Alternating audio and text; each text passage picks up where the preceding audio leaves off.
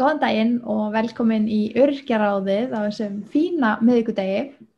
Ég er hérna með henni Ingiríði, góðri vinkonu minni, sem er líka,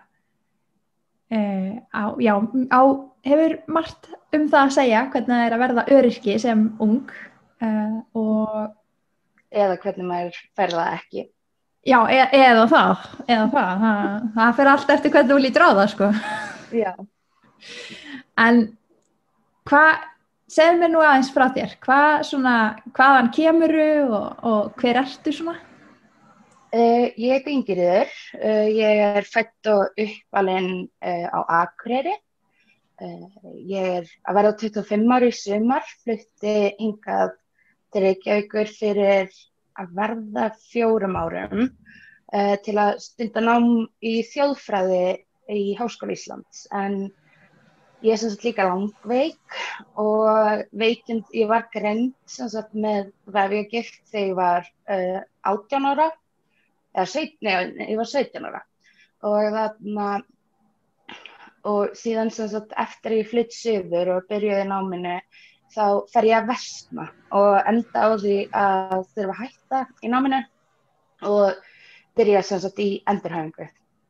Sem eins og er ég enn í dag í endurhæfingu.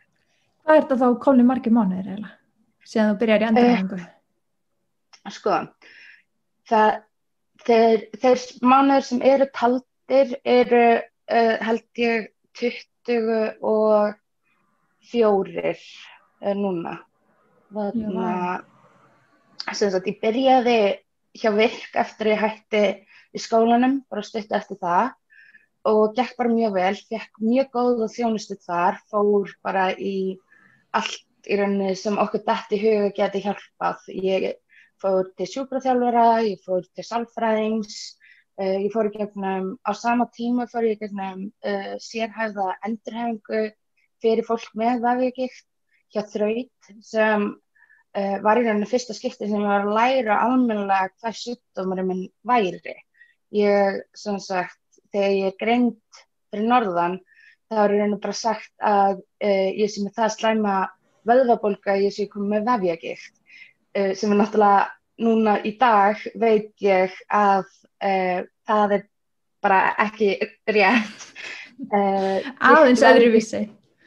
Já, vefjagigt er ekki eins og gikt, sko, það heitir bara út af nafninu, en það er sem sagt, þetta er taugasjúkdómur, þetta er í rauninni kenningin er svo að það er ekkert ennþá komið neitt staðfest með svona vísindalegum rannsóknum, en kenningin sem er samþykkt í dag er það að þetta sé í rauninni bilun í miðtaugakerfinu eða í rauninni villa, ekki beint bilun.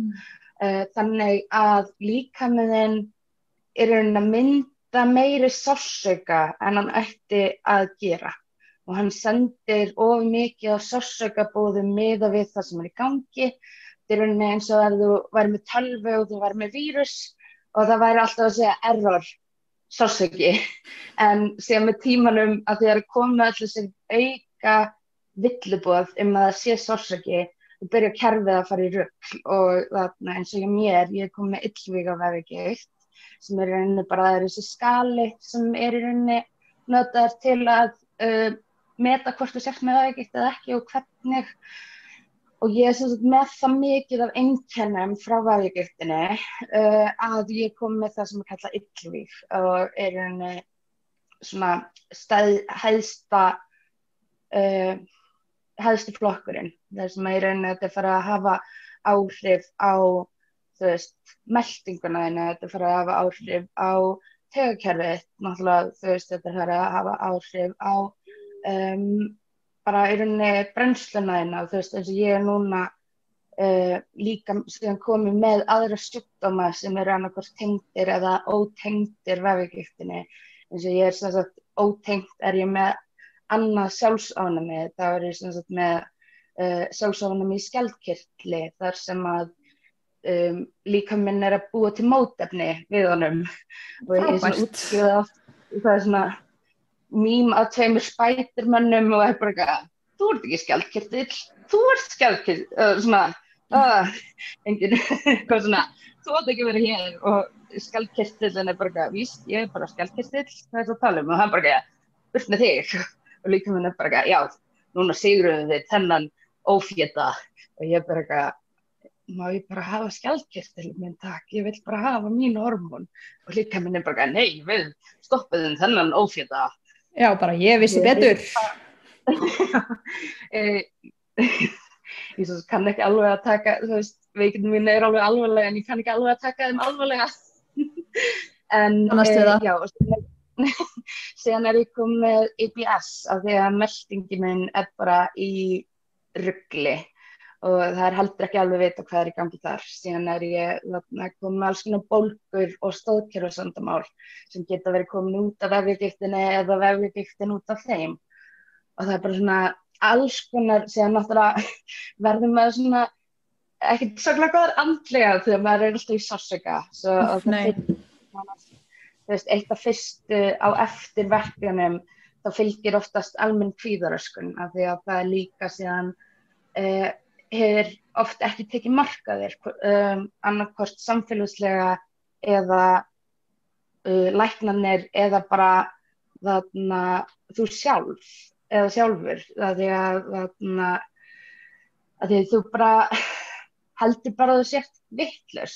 Þú ert að upplifa, þú veist, eins og flökkuverki þar sem að þú lagar einn verk og það poppar upp annar. Þú veist, eins og þetta birtist fyrir mér, þá útskýri ég svona eins og þessi maður að öskri eyrað á þér hér. Síðan hættir hann að öskra en þá heyrir í gæðinum sem þú veist, nokkra sentimetra fyrir aftan þig og síðan hættir hann að öskra og þá heyrir í gæðinum í næsta herbyggi. Þú veist, það er allavega eins og hjá mér sem komið með svona mikla vefjagigt, þá ég stanslaust í sársauka og þú veist, ég man eiginlega ekki eftir því að eiga moment þar sem ég er ekki í sársauka, heldur bara heilin fann að filtra þetta út bara svo ég survive. Svo því fylgir kvíði að því þetta svona frekar erfitt ástand og það er mjög algengt að fólk fái kvíðaröskun með þessu. Og já, og ég bara búin að vera lengi með almenna kvíðaröskun. Það kemur í rauninni á svipinn tíma og vefjagigtin að byrja. Svo þetta er svona bland í poka og ég kalla mig mjög greinda konu. Ég er mjög svona, já, að vinda ofan á þessu til að í rauninni finna hvað er hægt að vinna með, hvað er hægt að minnka, hvað er að aukast, svo þetta er í rauninni bara full vinna að vera að vinna með líkamann. Já, algjörlega, þú veist, ég einmitt kannast við að vera með mikið en maður fær nú samt, ég fæ allavega pásu frá mínum svona verkjum eða annað, þannig það er svona erfitt að ímynda sér hvernig það er að fá ekki þessa pásu, sko. Ég held að ég var allavega búin að missa vitið, sko.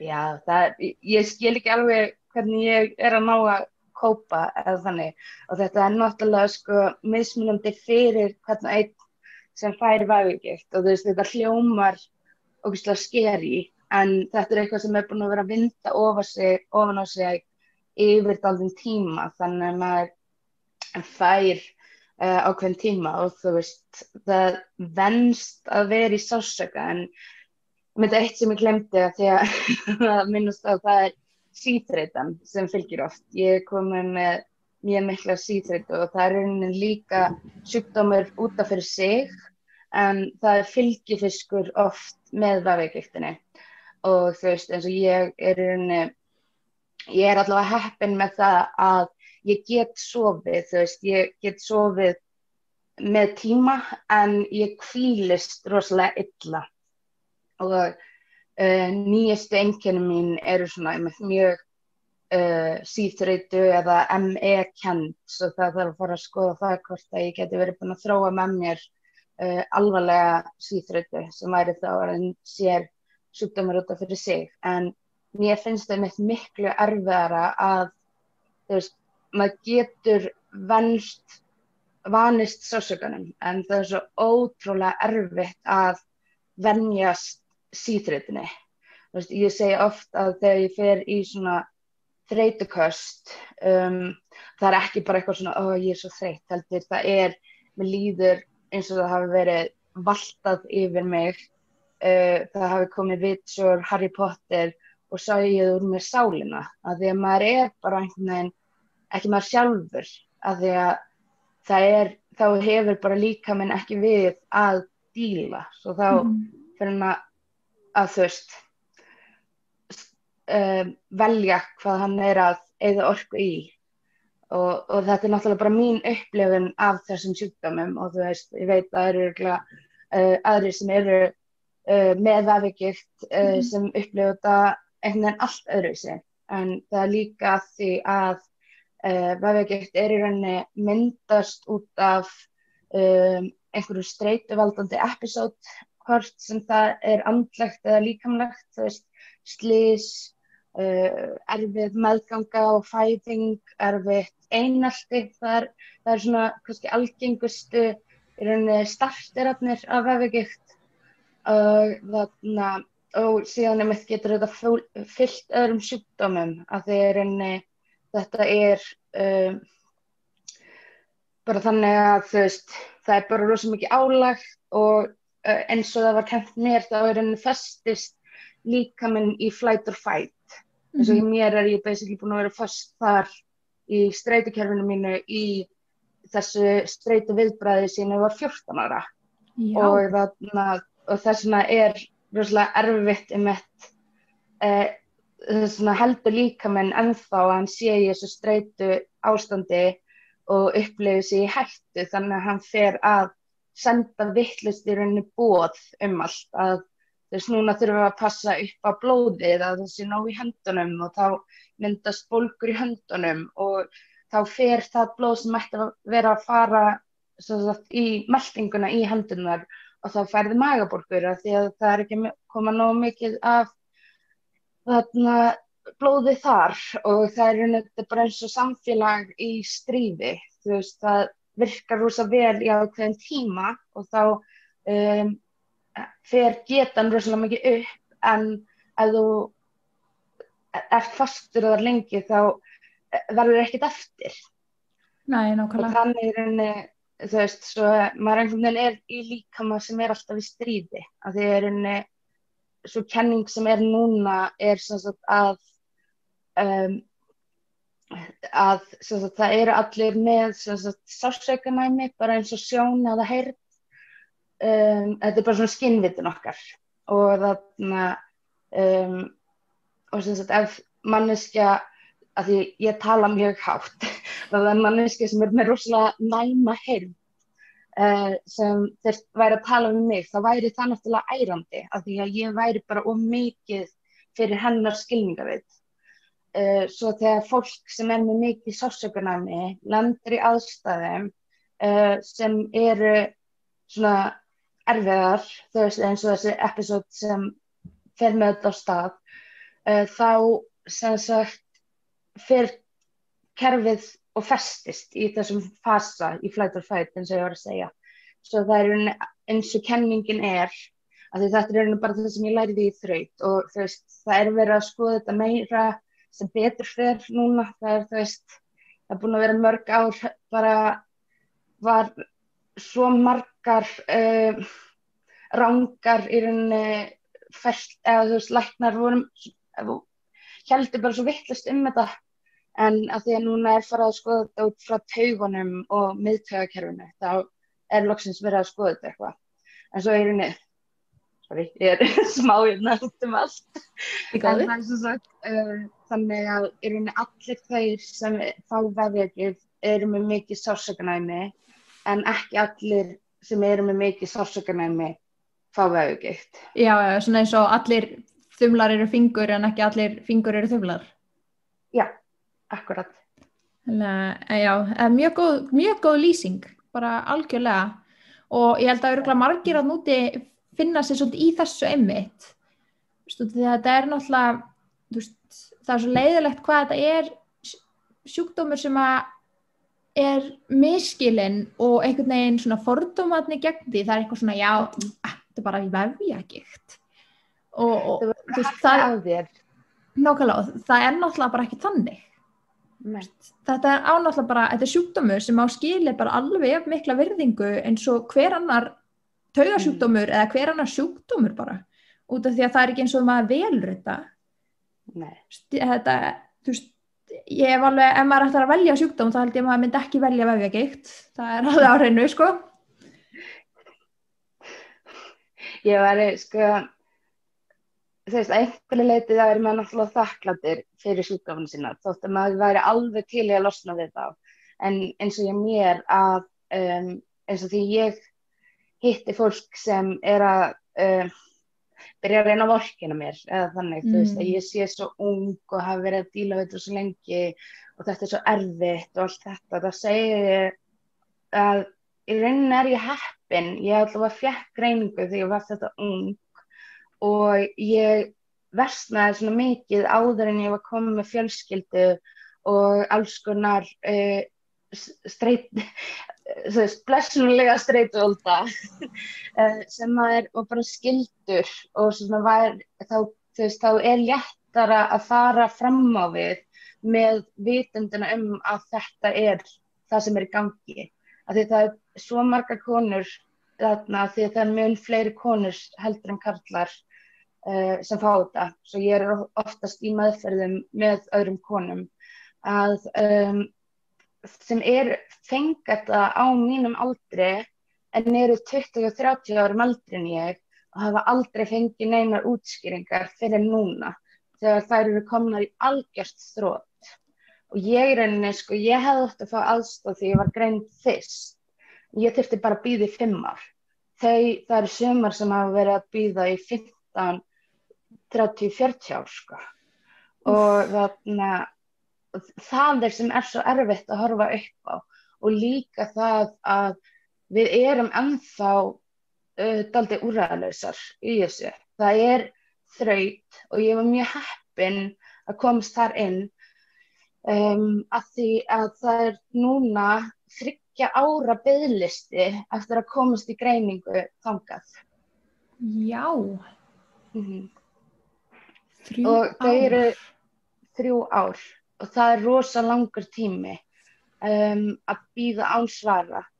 Þú veist, heilsugæslurnar geta verið að greina þetta, en þraut hefur bara svo mikla vitneskju og líka bara kennir manni svo mikið. Ég allavega fekk svo ótrúlega mikið skilning á sjálfa mig eftir að ég var búin hjá þeim.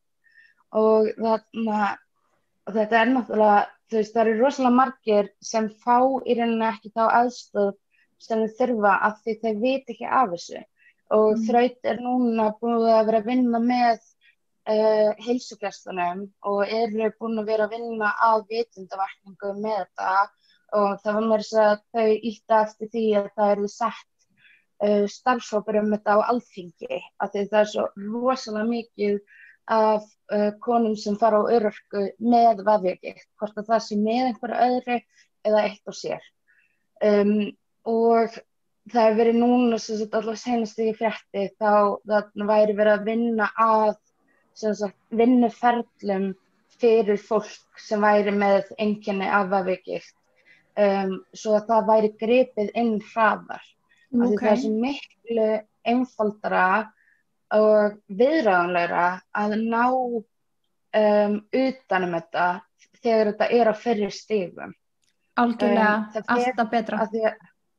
Að því leiður komið fleiri og fleiri einkenni, það er meira og meira að vinna úr og það tekur það lengri tíma og þarna í sumum tilvikum þá bara, þú veist, ertu heppin að geta stoppað þar sem þú ert. En það er rosa oft erfitt að ganga tilbaka þegar þú komin á efri stigin og með sem flest einkenni, sko.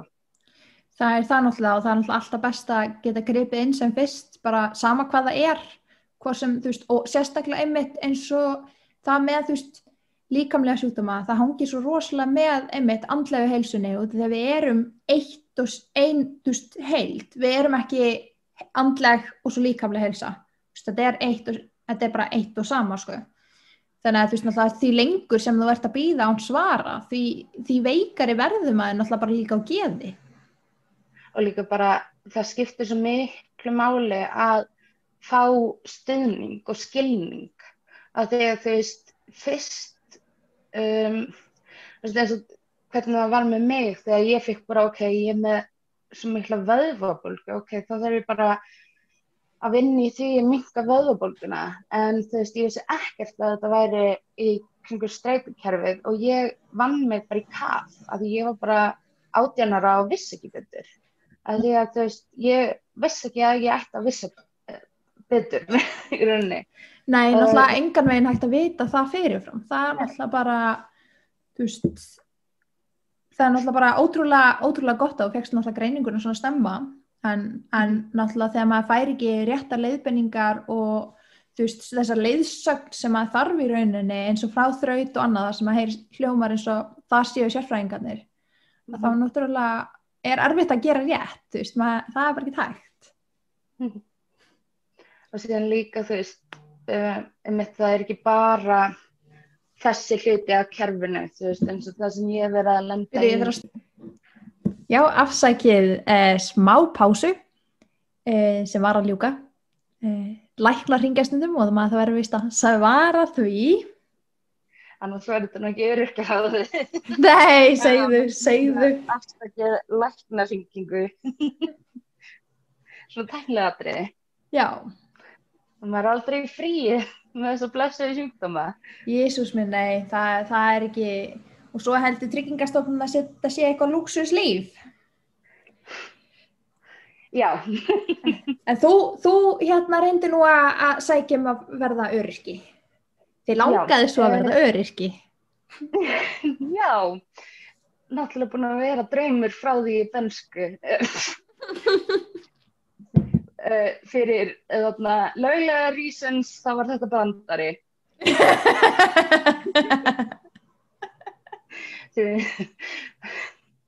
Já, en ég sem sagt, eins og ég sagði áðan, þá var ég virk.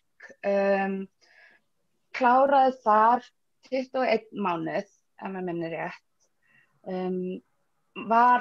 Fór þar í allan fjandann. Ég fór í sjúkraþjálfun, ég fór til sálfræðings, ég fór á námskeið í markþjálfun fyrir einstaklinga í stöðu sem ég fór í dáleiðslu, ég fór til næringarfræðings og í rauninni bara prófaði allt. Fór líka og sem sagt rétt áður en ég kláraði hjá þeim þá prófaði ég að fara í vinnuprófun þar sem að sem sagt starfstengill hjá þeim kemur manni í sem sagt vinnu við hæfi sem í rauninni þannig að þú færð ekki borga fyrir vinnuna heldur skerðast ekki bæturnar þannig að þú færð lífeyrinn og ert að prófa hvernig er að ganga. Þú veist, annarkvort eins og ekki mér þegar það var hversu mikið geta ég myndi hafa eða eins og fyrir aðra sem hafa kannski lengi verið í einhverjum einum einhverju einni starfsgrein en eru núna búin með hjálp frá virk búin að sem sagt, skipta geira og fá sem sagt það einhverja handbæra reynslu í gegnum virk. Já, og ég fór líka á bókhaldsnámskeið hjá þeim og allt þetta gekk allt í lagi auðvitað við það að það gekk illa að mæta af því að ég fekk svo mikið af köstum bæði í náminu og þarna líka í vinnuprófinni. Þar var ég að vinna hjá fyrirtæki sem er að flytja vinnur í flutningum og ég var í innheimtu deildinni hjá þeim í 2 mánuði. Ég fekk að prófa sem sagt alls konar verkefni og þau voru bara mjög ánægð með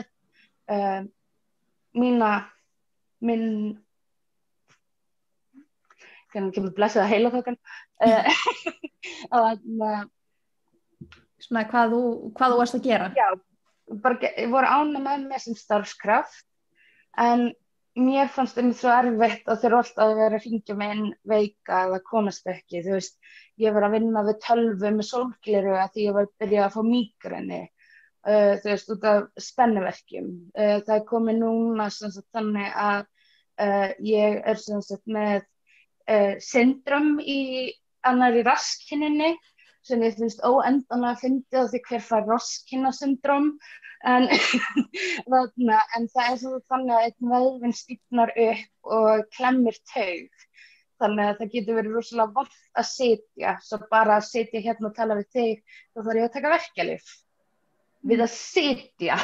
Frábært. Og það svona lýsir dálítið ástandinu á líkamanum mínum.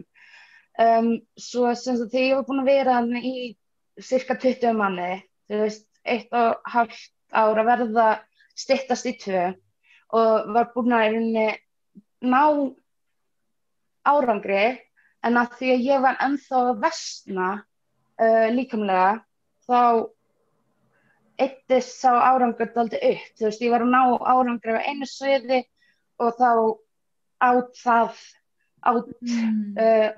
eitthvað annað nýtt sem sagt. Og það er búin að vera svona dálítið bara síðan ég byrjaði að veikjast þegar ég var 14 ára að það svona er ný einkenni að koma á 1 árs 6 mánaða fresti. Þannig að það er alltaf eitthvað nýtt og spennandi í gangi. Það er þessi daglega þetta spennulífið sko. Já, eins og nýjasta sem ég fekk bara í vikunni er að ég er alltaf farin að fá verk í kjálkan af því ég var að hekla og það er alls konar svona sem þú veist bara, þetta er alveg hægt að make sense, en ég sem sagt er að vera búin í rauninni með það sem virk geta gert fyrir mann, þú veist, þau geta gert rosalega mikið af því þetta er bara rosalega gott prógram, þú veist, ég þarna hefur rauninni bara að meina til í ákveða reynslur frá virk. En það er náttúrulega bara ákveðið mikið, þú veist, þeirra markmið er að koma, þetta er starfsendurhæfing. Og eins og kerfið er í dag er langflest endurhæfing sem Tryggingastofnun er að leitast eftir starfsendurhæfing.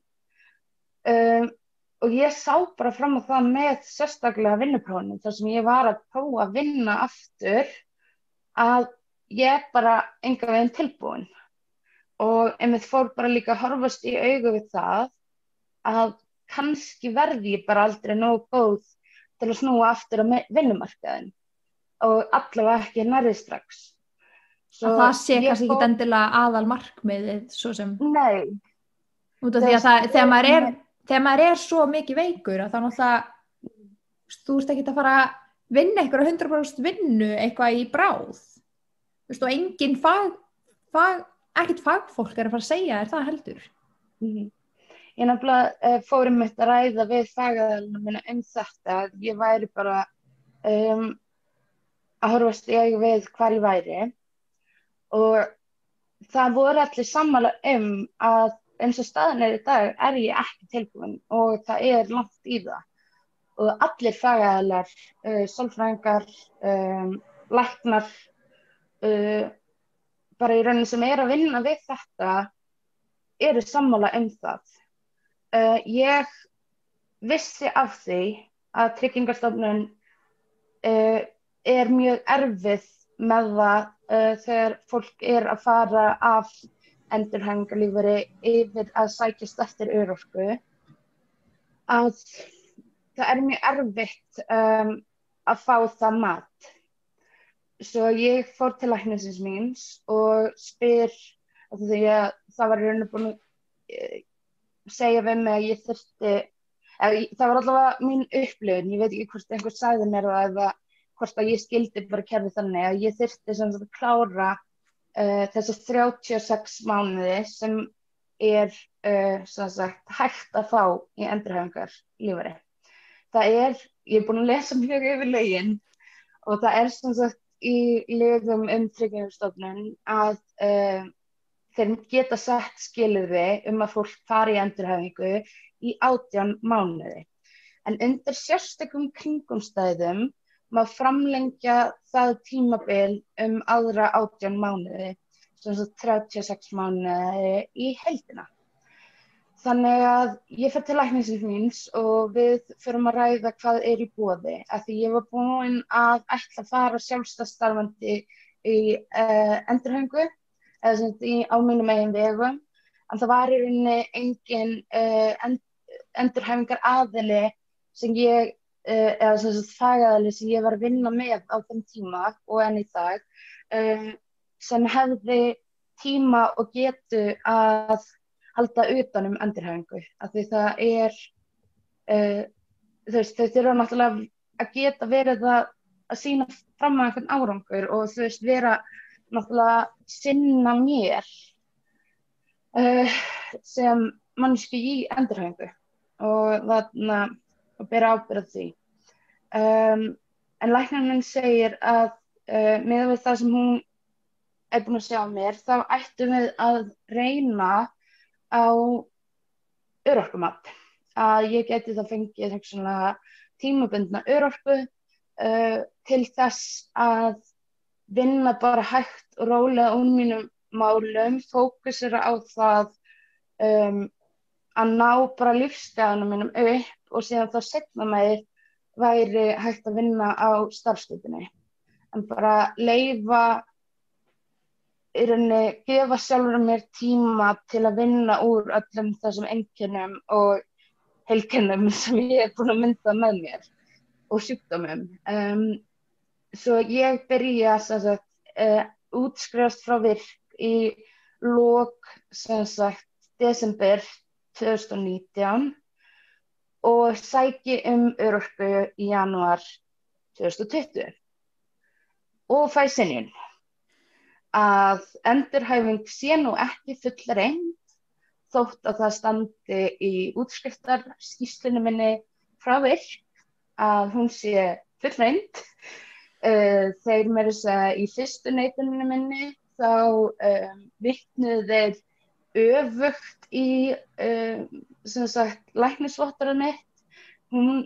Læknirinn minn skrifaði, mér fannst þetta svo skrítið, þess vegna man ég svona vel eftir akkur þessu, að hún sagði endurhæfing er fullreynd en af því að það er hugsanlegt, sem er alveg satt, að það er hugsanlegt að starfsgetu mín geti aukist en ekki í bráð. Það er kassi á þessari vottorði sem læknarnir að starfsgeta er ekki núna en það getur verið að hún bætist, að það fyrir þeim þýddi að þá gæti starfsgetan mín aukist á þessum 16-15 mánuðum sem eftir væri að því tímabili sem ég hef aðgang að. Og ég segi, ok, þetta er skrítið, áfrýja þessu. Þeir segja mér að senda, að því að ég var ósammála þeirri túlkun sem þeir voru með á læknisvottorðinu, svo þá sendi ég inn vottorð frá lækninum mínum, annað sem útskýrir þetta betur. Hún meira að segja var það ósátt að hún skrifaði í caps lock að ef einhver vafi er að ástandið þá tel ég yngriði þá er endurhæfing fullreynd. Þessi orð bara, ég er búin að heyra það svo oft fyrst og tilta að það er bara svona endurhæfing fullreynd, er hún fullreynd, ekki veit það. Þetta er sem sagt bara, ok. Já. Mistúlka læknisvottorðið þitt með læknirinn segir endurhæfing fullreynd en Tryggingastofnun segir endurhæfing ekki fullreynd. Yeah. Basically. Yep. Svo ég var ekki, ok, og þeir eru bara, ég skila því inn. Þeir segja, já, þetta er nú ný umsókn. Þú verður að senda inn nýja umsókn. Og ég er eitthvað, en ég er með umsókn. Þeir sem, Svo ég sendi og þeir meta það sem aðra umsókn og ég ok, skildi samt ekki, reyndi einhvern tímann að tala við einhvern og þetta var bara náttúrulega, þú veist, ég var tekjulaus á meðan. Já, maður þarf náttúrulega að segja upp endurhæfingarlífeyrinu fyrst áður en maður getur byrjað að sækja örorku. Já, svo ég var framfærslulaus eins og af því að ég hefði getað farið og fengið framfærslu hjá Reykjavíkurborg en ég kaus að því að fjölskylda mín hefur gat aðstoðað mig í gegnum þetta fjárhagslega, þá ákvað ég að setja ekki það álag á mig að fara að sækja hjá Reykjavíkurborg af því ég hafði slæma fyrir reynslu frá þeim. En þetta var rosa stressandi, líka bara að skilja ekki hvað var í gangi. Og ég reyndi að tala við einhvern hjá þeim og ég fékk þau svör að þau gætu nú ekki verið að ræða þetta í síma við mig. Læknirinn minn þyrfti að hafa samband við þau og ég spurði ef ég get ekki talað við ykkur, hvern get ég talað þá við? Já, læknirinn verður bara að hafa samband og ég reyni, þú veist, það rosalega óþægilegt að ég megi einu sinni vita hvað í gangi eða skilja, þú veist, og enn sem komið hef ég ekki fengið að tala við neitt fagaðila auðvitað við símaþjónustuna eða þjónustuverið hjá Tryggingastofnun. Það vantar allt gegnsæi. Það er bara ekkert gegnsæi. Það er bara stundum eins og það fari sko eftir veðurátt eða eitthvað hvernig svör eða viðbrögð maður fær frá þeim. Líka bara hversu hratt þetta gengur. En þeir voru sem sagt á því að það væri ekki tímabært að senda mig í örorkumatið. Svo það var ekki þannig að þau væru búin að meta mig, hitta mig, fá tryggingalækni til að skoða mig. Heldur fóru þau alfarið eftir pappírum og þeirra skilning á þeim sem var mjög mjög kreatív stundum fannst mér. Það var mjög áhugavert að sjá hvernig þau voru að komast að niðurstöðum og ég væri rosa til í að vita hvernig þau komast að þessum niðurstöðum. Því að síðan heldur þetta áfram og ég sem sagt fæ aðstoð frá Öryrkjabandalaginu, það er sem sagt félagsráðgjafi sem getur Öryrkjabandalagið býður upp á það aðstoð að vera með þér í liði þegar Tryggingastofnun er að vera Tryggingastofnun basically. Já, og það er náttúrulega þar sem að félagsráðgjafinn þar, það er náttúrulega held ég eina manneskjan sem ég veit sem að skilur kerfið út því þetta er náttúrulega bara algjörlega óskiljanlegt kerfið þar sem allir benda á hvern annan og maður veit ekkert sko hvað er upp og hvað er niður. Þannig að það er náttúrulega mjög gott að geta leita til svona fagmannesku allavega svona annars leið. Sérstaklega þú veist að því maður kann ekkert á þetta og einhvern veginn þú veist verður að hafa í rauninni fagaðala að þeirra mati til að fá einhver svör. Svo við sendum inn kæru til sem sagt úrskurðarnefndar velferðarmála sem var rosalega erfitt ferli fyrir mig. Þá þurfti ég að safna öllum þeim gögnum sem ég hafði mig og samskiptin við Tryggingastofnun og færa rök fyrir því af hverju ég ætti að fá að vera á að fara í örorkumatið. Það er það sem er svo ógeðslega frustrating. Þú veist, það væri eitt ef það væri að segja ef ég færi í matið og það væri sagt nei. En það þú veist, ég var að berjast fyrir því að fá að komast í matið sem er svo bara klikkað pæling. Þetta er eitt samtal sem þú varst að biðja um? Eitt samtal við tryggingalæknin? Já, ég reyna bara þú veist, mjög ferli sem þau fara náttúrulega gegnum mjög mikið. En þau sem sagt, ég skila inn mínum greinagerðum í gegnum félagsráðgjafinn minn, þau skila inn svari sem sagt við kærunni sem kom á, ég fékk í hendurnar, þetta sem sagt þannig að þú veist, Tryggingastofnun sendir til úrskurðarnefndarinnar, úrskurðarnefndin sendir á félagsráðgjafinn minn og félagsráðgjafinn minn sendir þetta á mig. Svo þetta svona rosa mikið fram og tilbaka. En ég fæ þetta í hendurnar á alþjóðlegum degi vefjagigtarinnar sem var náttúrulega bara rosa bara comical tímasetning. Það var alltaf bara til hamingju með daginn. Og það var einmitt hamrað á því að endurhæfing væri nú ekki fullreynd, að ég gæti bara reynt meira. Það var aldrei svarað í hvaða úrræði ég ætti að leita, hvað þeir væri að leitast eftir ég gerði eða sýndi fram á með endurhæfingunni. Þau sagði aldrei hvað væri svona sérstakt við mig, það gæfi sérstakar ástæður fyrir því að ég þurfti að klára þess að auka 18 mánuði.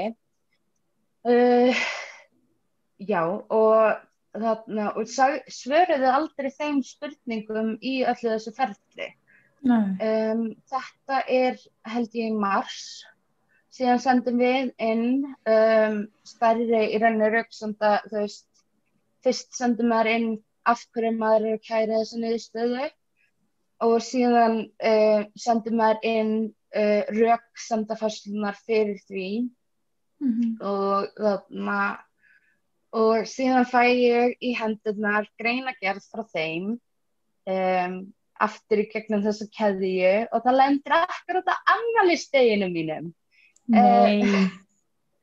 Þar sem ég þurfti að lesa bara yfir það af hverju ég, þú veist, hvað það væri, þú veist, ég man ekki eins og hvað það var, af því það var í rauninni ekkert inn í þessu.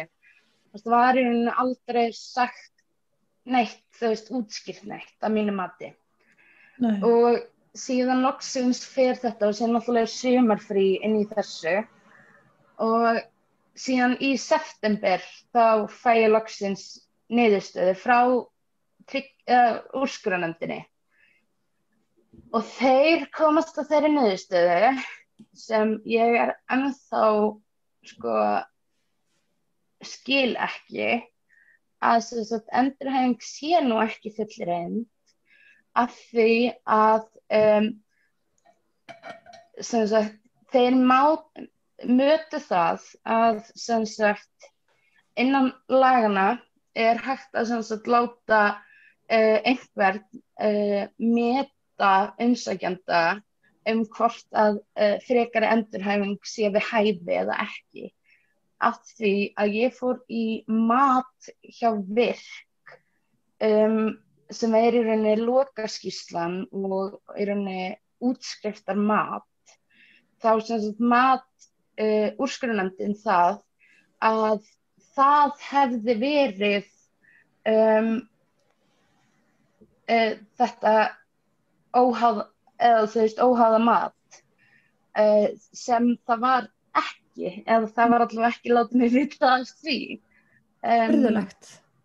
Já, af því þetta var í rauninni bara átti að sýna fram á það sem ég hefði gert í VIRK, en þeir einhvern veginn túlkuðu það þannig. Og sagði heldur ekki hvert ég ætti að leita, hvað ég ætti að vera að gera, af hverju ég þyrfti fremur en aðrir að klára þessa alla 36. Þetta 3 ár. Það rosa langur tími í vinnu og það tekur rosa mikið á að vera í þessari vinnu. Já, þetta ein erfiðasta vinnan sem að þú finnur út, því að þetta bara full vinna og meira en það.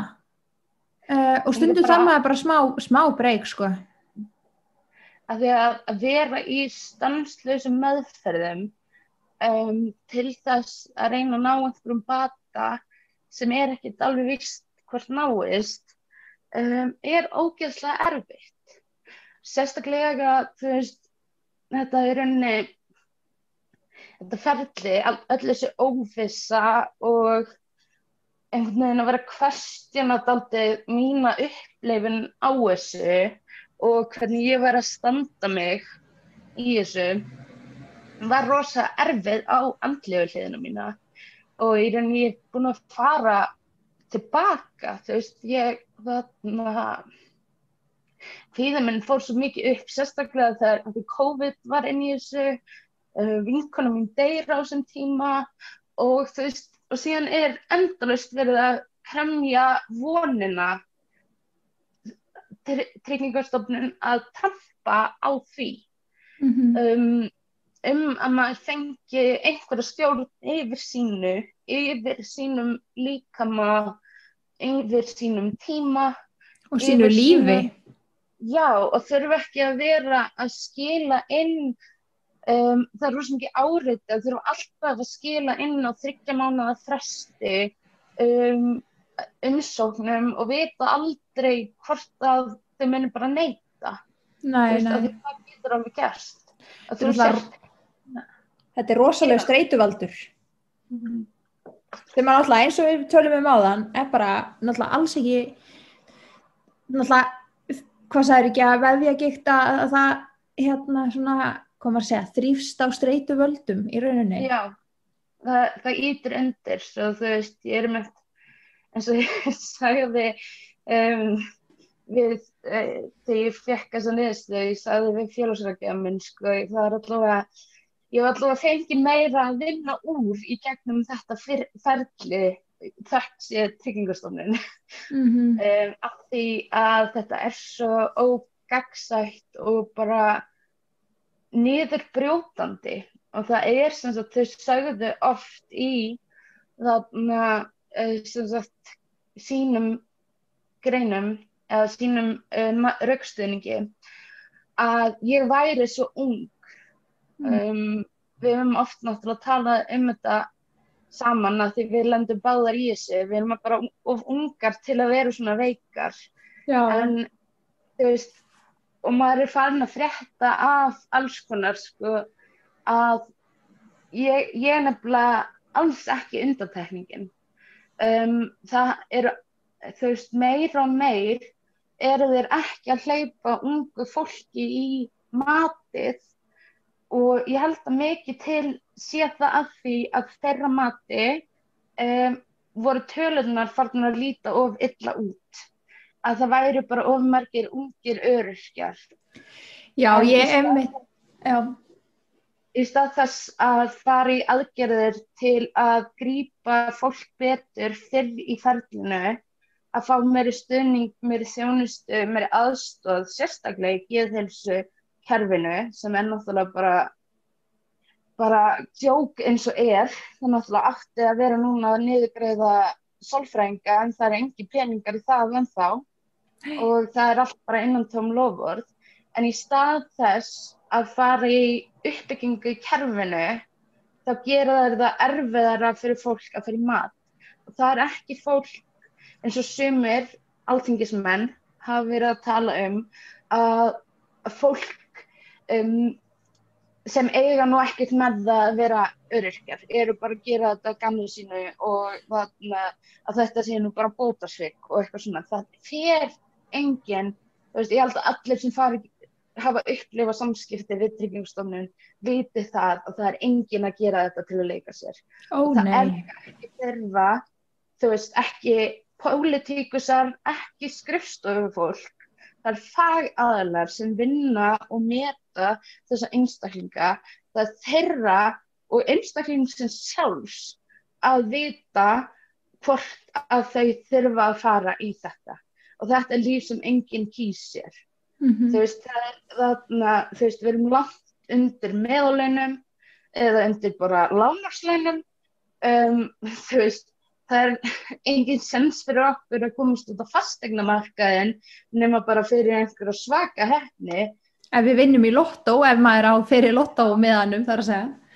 Þú veist, og líka bara, þú veist, þetta ferli bara svo mikið rugl og svo mannskemmandi af því að það alltaf einhvern veginn eins og þau séu að reyna að plata mann yfir að segja að maður eigi, þú veist, eigi ekkert þetta skilið, ekki þessa þjónustu, ekki þennan skilgreiningu eða þannig. Þetta einmitt sko, þeir eru í rauninni, heyrði ég núna daginn, að þá þeir í rauninni byrjaðir að vinna eftir starfsgetumats planinu, þar sem að í rauninni að þá á ungt fólk ekkert að vera öryrkjar. Ungt fólk á ekki rétt á því að vera öryrki. Þetta er rauninni til að útrýma ungum öryrkjum, út af því að, og þá alltaf notað þetta, já en þú ert svo ung.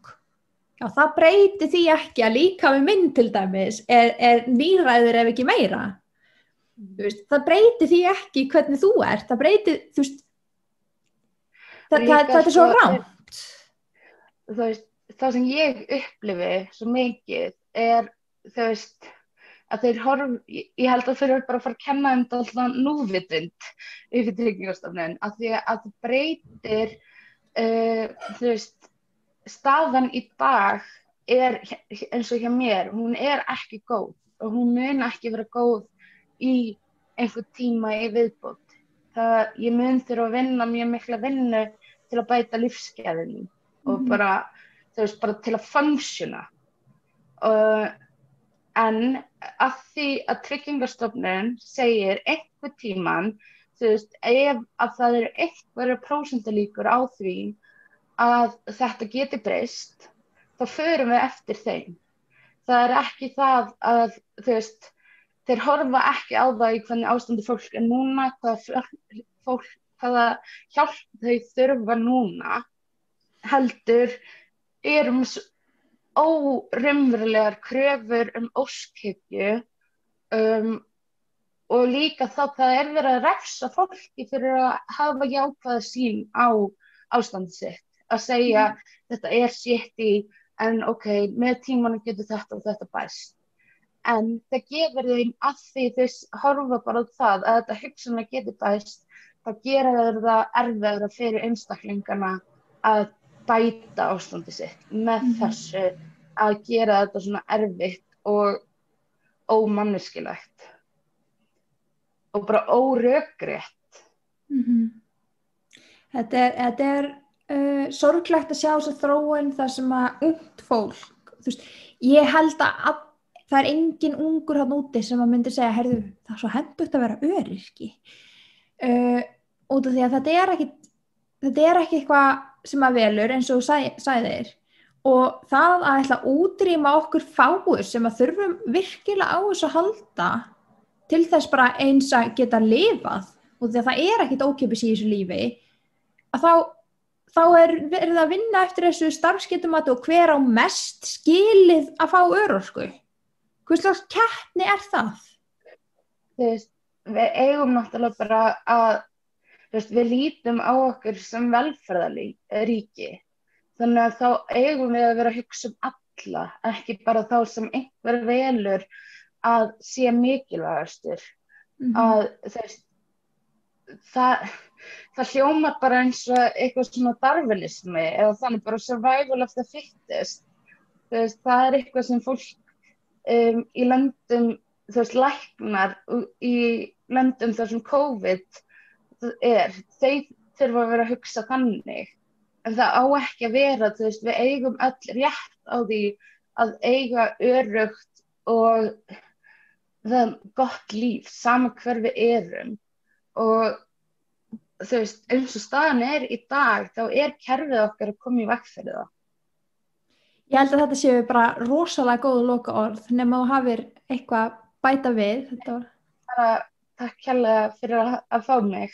Bara takk kærlega fyrir að vera til í að koma og spjalla þetta líka mikilvæga mál. Það sem ungt, langveikt fólk og öryrkjar og fötluð og hvaða orð sem fólk notar, að þá þetta bara einmitt rosalega mikilvægt. Takk fyrir að horfa og hlusta, og ég minni á Rauða borðið í kvöld og aðra þætti hérna á Samstöðinni. Takk fyrir.